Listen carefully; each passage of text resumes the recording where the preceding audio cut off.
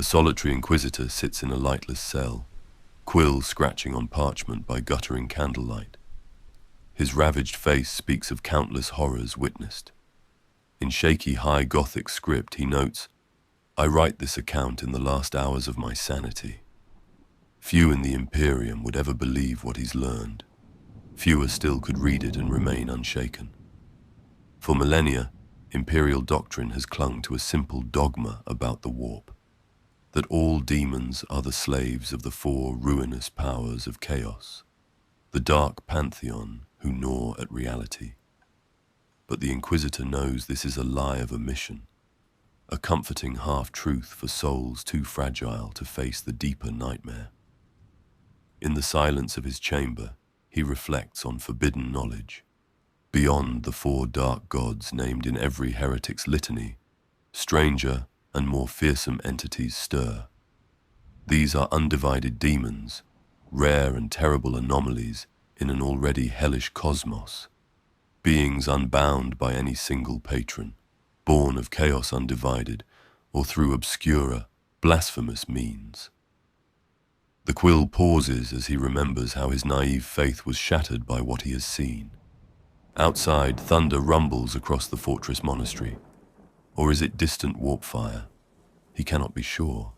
Taking a steadying breath, he resumes writing, determined to illuminate the darkness for whoever might find these pages.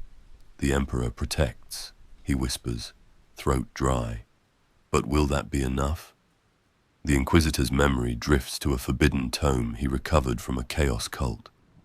A grimoire bound in unknown hide, and inked in blood. As he pried it open, the very air grew frigid, and shadows lengthened unnaturally.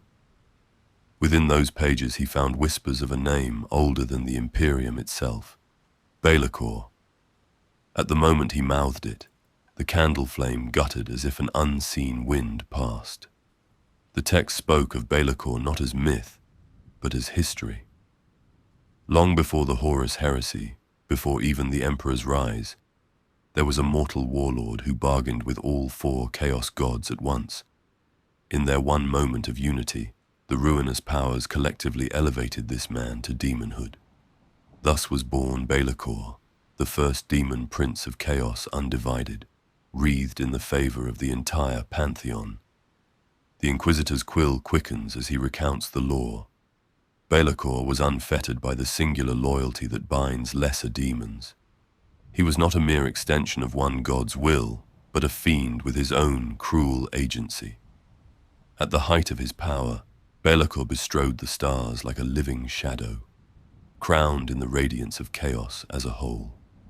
And that is why, the tome implied, the dark gods grew to loathe him.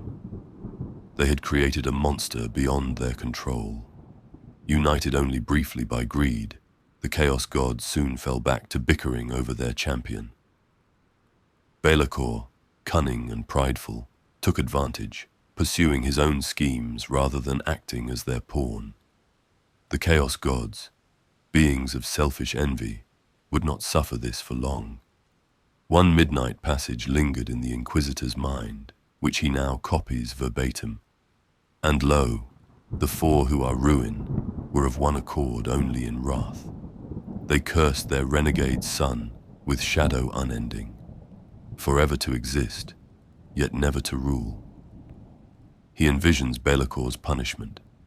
The Dark Pantheon stripped from him the very gifts that made him nearly a god. They denied him a true physical form unless they willed it, reducing him to a whisper and a shadow. Powerful, yes, but forced to exist in the margins, dependent on dark rituals or mortal hosts to manifest in the material realm. Even so, BELAKOR remains a dire threat. Over 10,000 years, this undivided prince has survived, plotting in the labyrinthine corners of the warp. Even the chaos gods keep wary eyes upon him, lest he find some way to regain the might they once begrudgingly granted. The Inquisitor sets down his quill for a moment and gazes into the darkness. In that oppressive silence, he can almost imagine a tall figure coalescing behind him, ebon wings outstretched, pitiless eyes gleaming with a predator's patience. He blinks, and the hallucination is gone, but a cold sweat beads his brow. Belakor's spirit still hungers, prowling between the immaterium and reality.